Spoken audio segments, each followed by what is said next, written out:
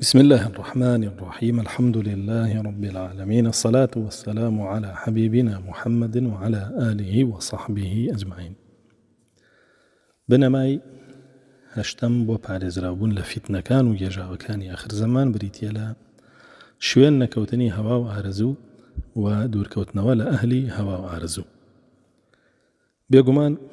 هەوا و ئارەزوو زۆرترین زەرەر لە ئینسانەدا، واگەر بێت و لە زەوی و ئاسمانەکانە پەیڕەو بکرێ، ئەسڵەن زەوی و ئاسمانەکانیش فاسید ئەکا و ئەهلی هەوا و ئارەزوو بەردەوام پیسترینی کەسەکانن، چونکە ئەهلی هەوا و ئارەزوو ئەبنە قودوەی قێزەون بۆ خەڵکی باش و ئەوانیش لاڕێ ئەکەن و لایەنەدەن لە حەقا. الله سبحانه وتعالى لقرآن فرمي: ولو اتبع الحق أهواءهم لفسدت السماوات والأرض ومن فيهن. ئەگەر حەق پێک هاتبێ لە هەوا و ئارەزووی خەڵکی، ئەوە بەڕاستی زەوی و ئاسمان هەمووی لە بین نەچێ و هیچی بوونی نامێنێتەوە و خەڵکیش لە ناو زەوی و ئاسمانە و بوونەوەرەکانی تریش بەگشتی هەر هەمویان لە بین نەچن و تیاچن، چونکە بەڕاستی هەوا و ئارەزوو هەر خۆی بۆیە پێوترێ هەوا لەبەرەوەی یهوی بصاحبه. زانایان وا فەرمون هەر کەسێک پەیڕەوی بکە تووشی هەڵدێریەکە، هەڵیەداتە ناو قوڵایی جەهەنەمەوە. هەندێکڵێن لە هاویەوە هاتووە لأنه يهوي به في جهنم، هەڵیەداتە ناو جەهەنەمەوە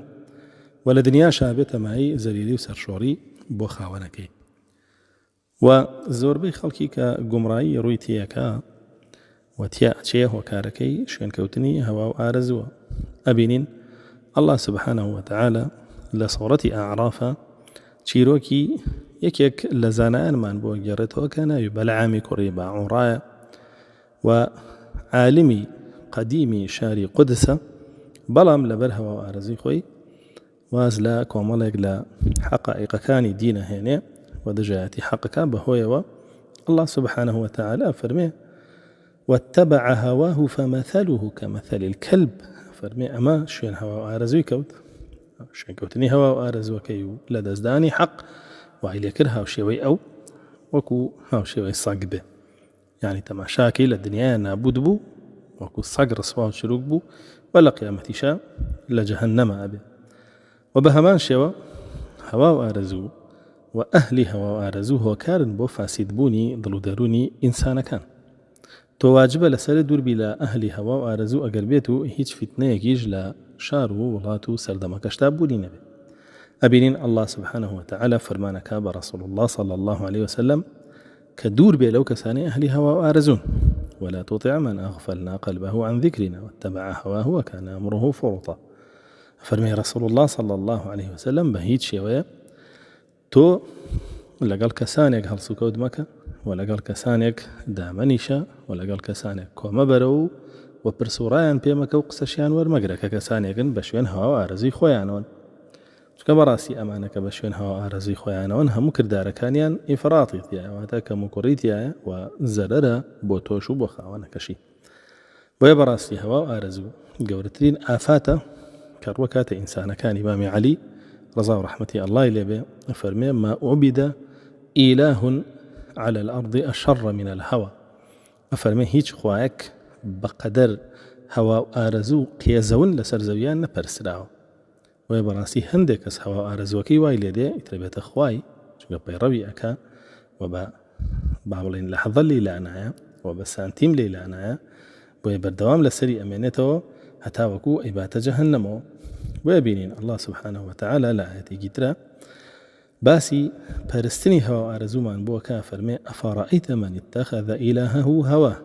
فەرمێ ئاگادار بە تەماشا بکە ئەی رسول الله صلى الله عليه وسلم، ئەی ئیماندار، کەسانێک هەن خوایان کردووە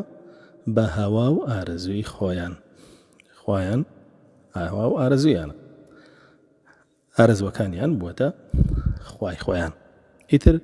ئارەزوە دینیەکانیان بێ، ئارەزوە دنیاییەکانیان بێ، ئارەزوە شەهوانیەکانیان بێ، هەمووی بووە بە خوایان. پاشانە فەرمێ: وأضله الله على علم.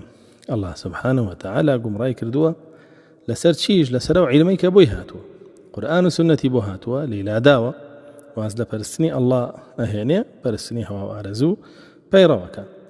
بهوي أوشوا وختم على سمعه وقلبه وجعل على بصره غیشاوە ئەم هەوا ئارزووە چی لێ کردووە دڵی داخستووە گوێی داخستووە و چاویشی بە هەمان شێوە پەردەی بەبەراهێناوە ئیتر ناتوانێ حەق ببینێ فمن يهديه من بعد الله کێ هەیە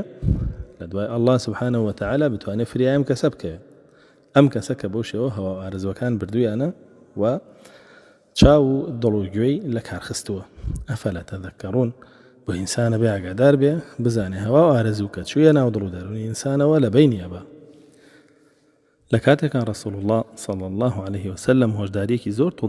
تونتر ئەدا لەبارەی هەوا و ئارزووە کە ئەفەرمێ تتجارى بكم تلكم الأهواء كما تتجارى الكلبة بصاحبها حتى لا يبقى مفصل ولا عرق إلا دخله فرمي هوا وآرزوكو درد صق أجتناو جستي إنسان كانوا هروكو چون درد صق أجتناو جستي صقو همو جمقا كانوا همو دماركاني أقريتو ئەیتر بەو شێوەیە ئەو ئینسانەیەک پارچا بێتە هەوا و ئارزوو وای لێیە هیچ شتێک ناکە ئەوە نەبێت کە هەوا و ئارزووی ئەوێ وەکو چۆن لە فەرمودەکەی صحیح مسلمە فەرمێ لا يعرف معروفا ولا ينكر منكرا إلا ما أشرب هواه نبا چاكي الله على چاك سبحانه وتعالى نبا خرابي الله كبخرابي دانا وعلى خراب بلكو چاك وخراب للاي أو ببيوري شرعنا به إتر ببيوري هوا وآرزو كان يبه بويا براستي الله سبحانه وتعالى أو كسيك شوين هوا وآرزوي أكوي واز أهيني لدقكاني قرآن وسنة بقمراتين كزنا بيبا ومن أضل ممن اتبع هواه بغير هدى من الله كي لو كسا قمراتره كشوين هوا وآرزوي خويا كوي ببيع ويبقى وبو شريعة أو كسا قمراترين لا رترين إنسان كان ويا بينين الله سبحانه وتعالى فرمي فإن لم يستجيبوا لك فاعلم أنما يتبعون أهواءهم دورقات هي لم دنيا يعني وتعني والله الله ورسولك يديته بيروي شريعة دينك الله كي سبحانه وتعالى ياخد أو تاني شوين هوا آرز وكذا أقر بيتو ولامي الله ورسولك نيتو وبيروي شريعتك الله نكي أو براسي ترطوا شوين هوا آرز وكتكوتوي هوا آرز وكشي لنا وتأبا أبينين الله سبحانه وتعالى بداود فرمي عليه السلام كبيغمبرك أفرمي ولا تتبع الهوى فيضلك عن سبيل الله أقادار بهيت شيء ويشوين هوا وآرزو نكوي شكا براستي أقر شوين هوا وآرزو تكوي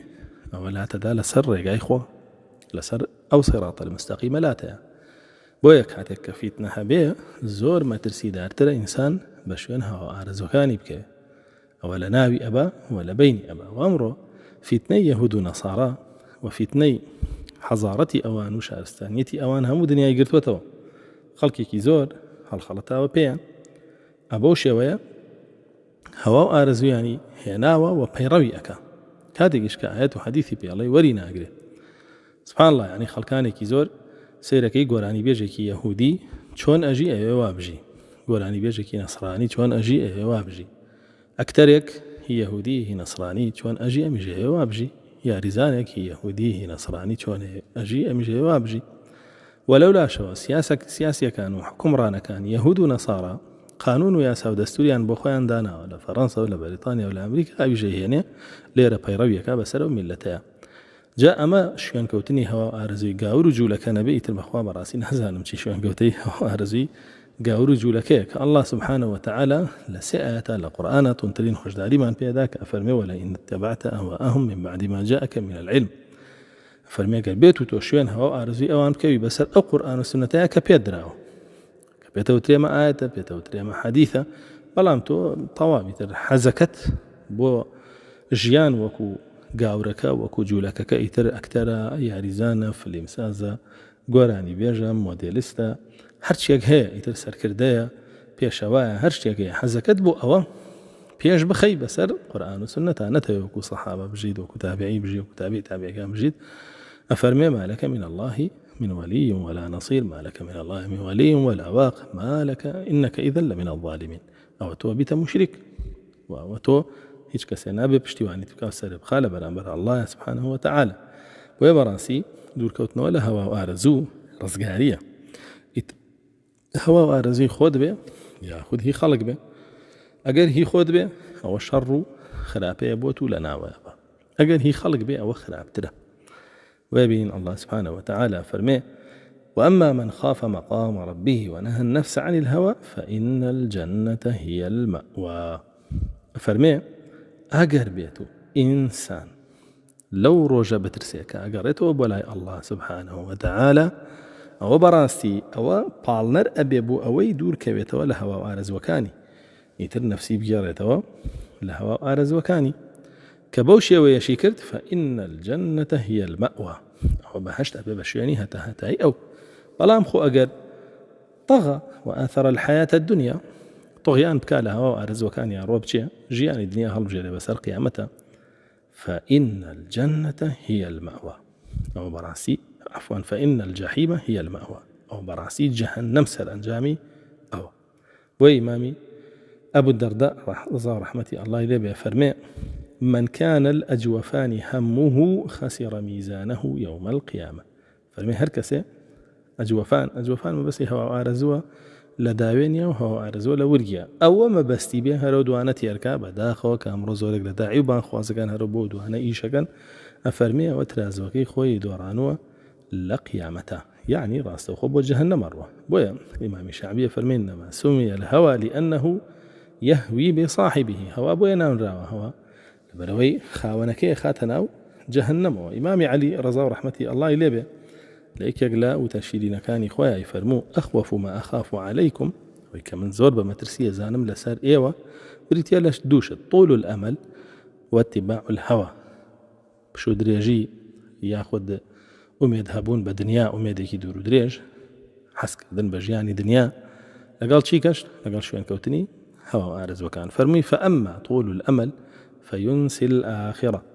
فرمي جاب راسي أو كسيكا وميديكي زوري لسر دنيا هالشنيه ضلي بدنيا خوشو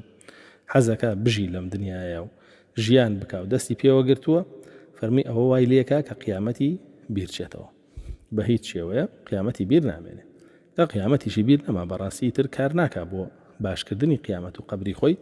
بلكو ورده كاركا بو هوا آرزوكاني وخوي دوشاري جهنمكا. باش أنا فرمي: وأما اتباع الهوى فإنه يصد عن الحق. فرمي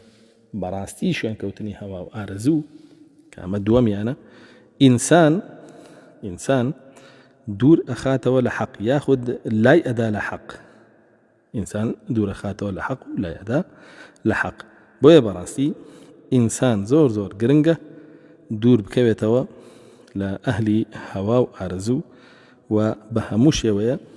خوشي بارزة لهوا وآرزو كان شكا براستي سردمي هاتني قيامات بيش هاتني قيامات يتر سردمي هوا وآرزو كان وهروانا رواجيانا بي يتر أو أهواء وآرزوانا قربيتو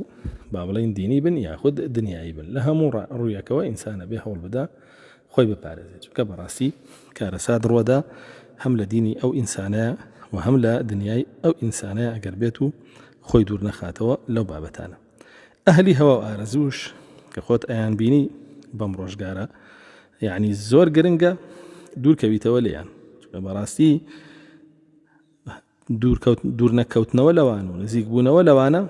بوخوي إتر ورده تياتشونتا كبراستي زانياني بيشير معن زور بقرنقي أنزاني وإنسان دور كبيتوا لأهلي هوا وآرزو. أبينين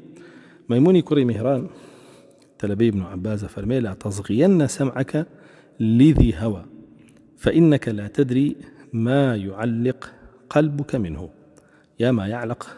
بقلبك منه. أفرمي بهيت شوية جود نكيتو بوكسيك كخاوني هوا وارزو يعني خاوني بدعيك لجروب قمراك عنها.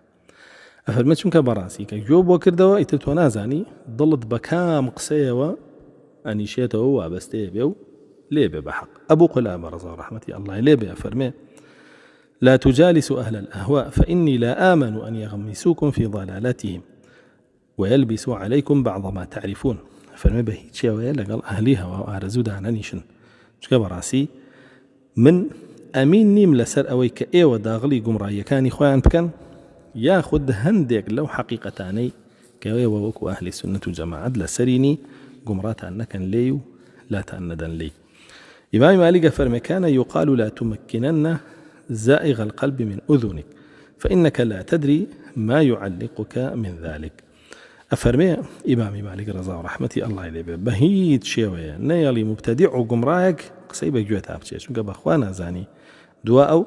چۆن وابەستەیە بی و چۆن هەڵە خەڵەتەی پێی و چ قسەیەکی کاریگەریت لەسەر بەجێڵێت بەڕاستی یعنی زۆر جار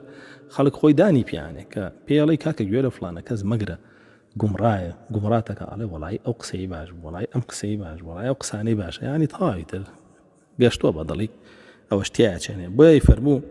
لا يؤخذ علم من صاحب هوى يدعو الناس إلى هواه. إمام مالك فرموو بۆیە ئاگادار بن تەنانەت علمی شەرعیش وەرمەگرن لە کەسێک کە مبتدع و گومڕایە چکە بەڕاستی ئەوە بانگێکە بۆ لای هەوا ئارزوی خۆی بۆ لای حەق بانگ ناکە. إمامي أحمد فرمو ولا تشاور أهل البدع في دينك ولا ترافقهم في سفرك بهيت شيء فرمو برسورا بقمرا وسل شيء كان نكي ونيلي لسفر شال قلطاب. إمامي أوزاعي فرمينا رجلا يقول أنا أجالس أهل السنة وأجالس أهل البدع يعني بإمامي أوزاعيان فرمو بيعك هيغلي من لقل أهل بدعو لقل أهل سنة جدانشم. إمامي أوزاعي جوابك يجيب فرمي هذا رجل يريد أن يساوي بين الحق والباطل أو إنسانك حق وبطال بيك وبستيته. سفيان ثوري فرمو من سمع من مبتدع لم ينفعه الله بما سمع بيقول ما نهر كسي جوال قمرا يكون مبتدع بقري أو لو يبيستوا سودينا ببوي أو لو يبيستوا سودينا ببوي زلل ببوي بقري. مصعب كري سعد فرمو لا تجالس مفتونا فإنه لا يخطئك إحدى اثنتين إما أن يفتنك فتتابعه أو يؤذيك قبل أن تفارقه. أي فرمو مصعب كري سعد قور التابعي رحمتي الله إليه فرمو دا منشا لقل كسكا كتوشي بدعبو چونك براسي لدوش التيابرناك ياخد قمراتك أسر لي شيويني وأو خات شوين خوي ياخد أو كاتا أبي بمناقشتانو ياخد عزية تددا وقسيه خرابت بيالي. فضيل كري عياض رحمتي خوي إليه فرمو إياك أن تجلس مع صاحب بدعة فإني أخشى عليك مقت الله عز وجل. يفرمو بهيت شوية لقال أهلي بدعة دانانيشن چونك براستي من أترسم بهوي أو دانيشتند لقال الله سبحانه وتعالى رقل لي هالقرية ويا أعمانك أهلي سنة وجماعة وهرهم يعني إمام قوركاني يمن قد غيو بابتان كردو بويتو توشي فيتني أم مبتدع قمريانا نبي بويتيانتي ويدينا كدل دزني